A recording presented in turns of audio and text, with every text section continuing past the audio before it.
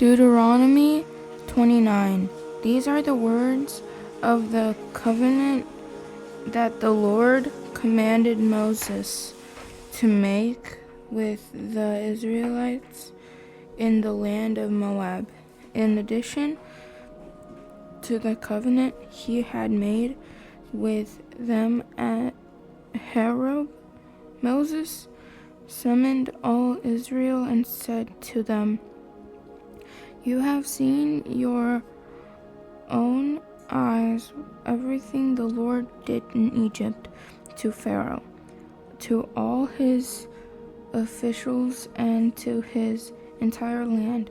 You saw with your own eyes the great trials and those great signs and wonders. Yet to this day the Lord has not given you a mind to understand, eyes to see, or ears to hear. I led you 40 years in the wilderness. Your clothes and the sandals on your feet did not wear out. You did not eat food or drink wine or beer, so that you might know that I am the Lord your God. When you reached this place, King Simon of Heshbon and King Og of Bashan came out against us in battle, but we defeated them. We took their land and gave it as an inheritance to the Reubenites, the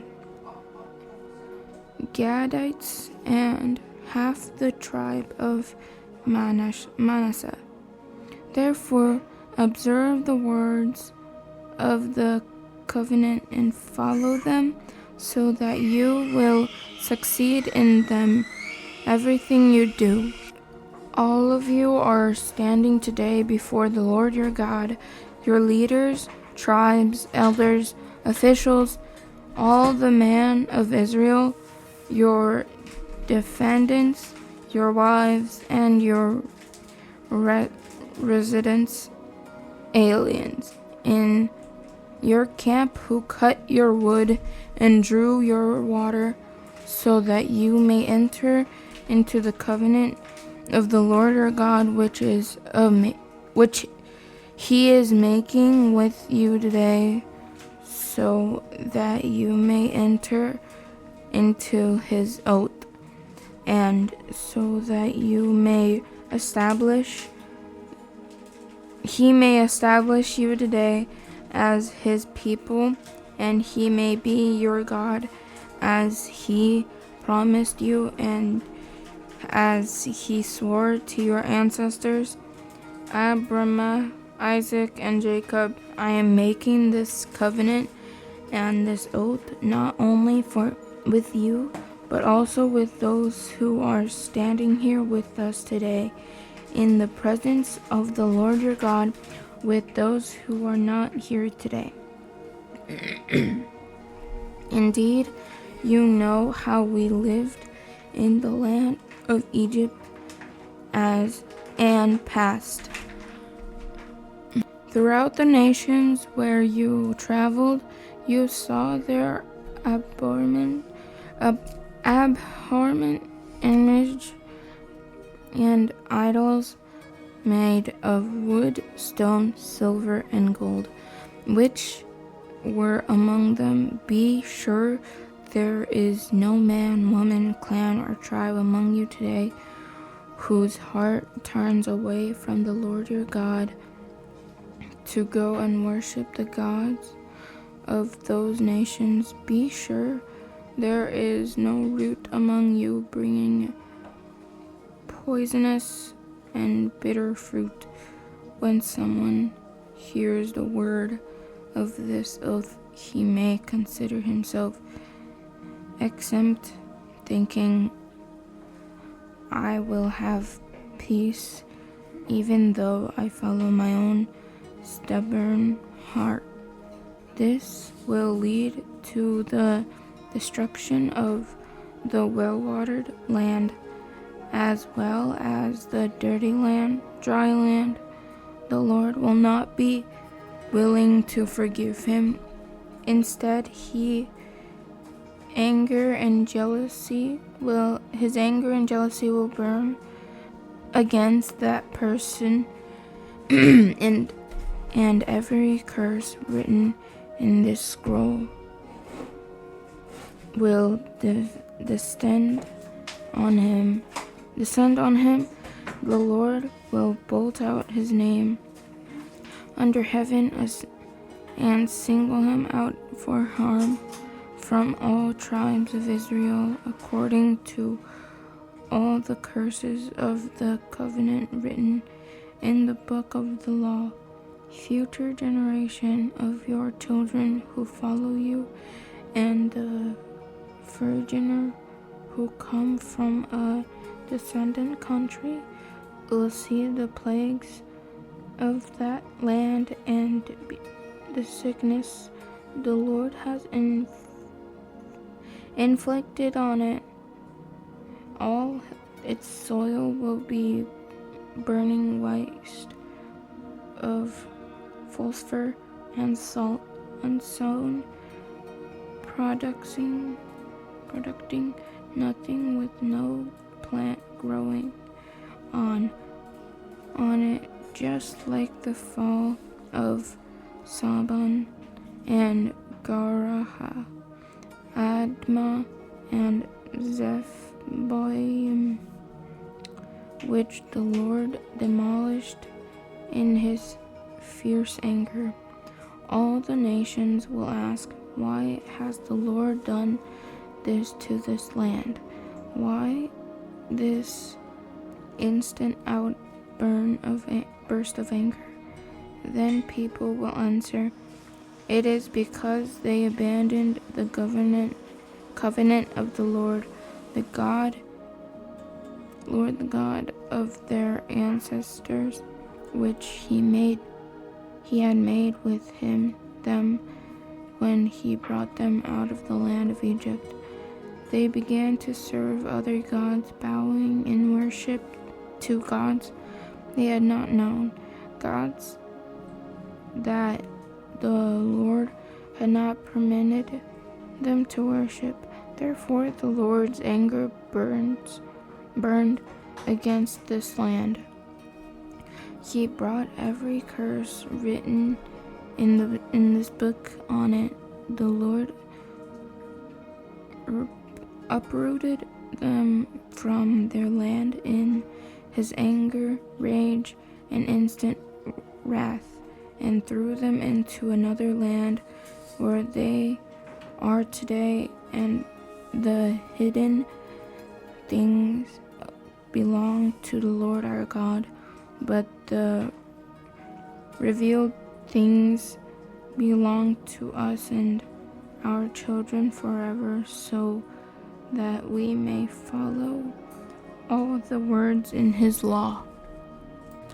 Deuteronomy 13. When all these things happen to you, the blessings and curses I have set before you, and you come to your senses, while you are in all nation where the Lord your God has driven you, and you and your children return to the Lord your God and obey him with all your heart and all your soul, by doing everything I am commanding you today. Then he will restore your fortunes. Fortunes have compassion on you and gather you again from all the peoples where the Lord your God has scattered you. Even if your exiles are the farthest horizon, he will gather you and bring you back from here. The Lord your God will bring you into the land your ancestors possessed, and you will take possession of it.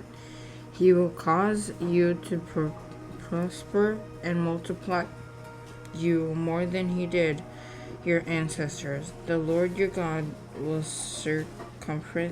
circumcise your heart and the hearts of your descendants. And you will love him with all your heart and all your soul, so that you will live. The Lord your God will put all these curses on your enemies who hate and persecute you. Then you will again obey him and follow all his commands. I am commanding you today. The Lord your God will make you prosper abundantly in all the work of your hands, your offspring, the offspring of your livestock, and the produce of your land. Indeed, the Lord will gain delight in your prosperity, as he delighted in that of your ancestors, when you obey the Lord your God by keeping his commands and all statutes that you are written in this book of the law, and return to him with all your heart and all your soul. This command that I give you today is certainly not too difficult or beyond your reach. It is not in heaven, so that you have to ask, who will go up to heaven, get it for us, and proclaim it to us, so that we may follow it. And it is not across the sea, so that you have to ask, who will cross the sea, get it for us, and proclaim it to us, so that we may follow it. But the message is very near you, in your mouth, in your heart, so that you may follow it. See it today. I have set before you life and prosperity, death and adversity, for I am commanding you today. I love the Lord your God, to walk in his ways and to keep his commands, statutes, and ordinances, so that you may live and multiply, and the Lord your God may bless you in the land you're entering to possess. But if your heart turns away and you do not listen, and you are led astray to bow and worship to other gods, and serve them, I tell you today that you will certainly perish and will not prolong your days in the land you are entering to possess across the Jordan. I call heaven and earth as witnesses against you today, that I have set before you life and death, blessing and curse. Choose life, so that you and your descendants may live. Love the Lord your God, obey him, and remain faithful to him. For he is your life, and he will prolong your days as you live in the land the Lord swore to you, give to your ancestors Abraham, Isaac, and Jacob. Deuteronomy 31. Then Moses continued to speak these words to all Israel, saying, I am now 120 years old. I can no longer act as your leader. The Lord has told me, you will not cross the Jordan. The Lord your God is the one who will cross ahead of you. He will destroy these nations before you, and you will drive them out. Joshua is the one who will cross ahead of you, as the Lord had said. The Lord will deal with them as he did Sihon and Og, the king of the Amorites, and their land. When he destroyed them, the Lord will deliver them over to you. You must do to them exactly as I have commanded you. Be strong and courageous. Do not be terrified or afraid of them. For the Lord your God is the one who will go with you. He will not leave you or abandon you. Moses then summoned Joshua and said to him, in the sight of all Israel, be strong and courageous, for you will go with these people into the land of the Lord swore to give to their ancestors. You will enable them to take possession of it. The Lord is the one who will go before you. He will be with you. He will not leave you or abandon you. Do not be afraid or discouraged. Moses wrote down this law and gave it to the priest, the son of Levi, who carried the ark of the Lord's covenant, and to all the elders of Israel. Moses commanded them at the end of every 7 years, at the appointed time in the years of debt cancellation, during the festival of shelters, when all Israel assemblies in the presence of the Lord your God, at the place he chose you are to read this law aloud before all Israel. Gather the people, men, women, and dependents and resident aliens within your city gates, so that they may listen and learn to fear the Lord your God and be careful to follow all the words of this law. The Lord your God,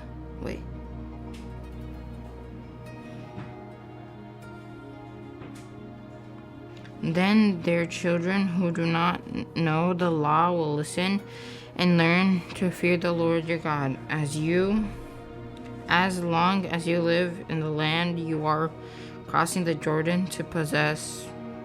The Lord said to Moses, "The time of your death is now approaching.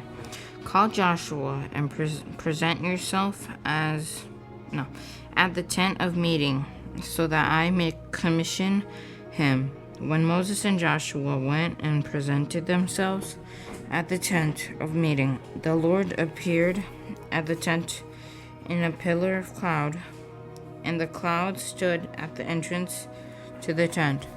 The Lord said to Moses, "You are about to rest with your ancestors, and these people will soon prostitute themselves with the foreign gods, lowercase, of the land they are entering. They will abandon me and break the covenant I have made with them. My anger will burn against them on that day. I will abandon them and hide my face from them, so that I will become easy prey. Many troubles and afflictions will come to them. On that day, they will say, 'Haven't these troubles come to us because our God is no longer with us?' I will certainly hide my face on that day because of all the evil they have done by turning to the other gods. Therefore, write down these songs for yourselves and teach it to the Israelites. Have them sing it so that this song may be witness for me against the Israelites when I bring them into the land I swore to give their ancestors, a land flowing with milk and honey. They will eat their fill and prosper. They will turn to other gods and worship them, despising me and breaking my covenant. And when many troubles and afflictions come to them, this song will testify against them, because their descendants will not have forgotten it. For I know what they are prone to do, even before I bring them into the land I swore to give them." So Moses wrote down this song on that day and taught it to the Israelites. The Lord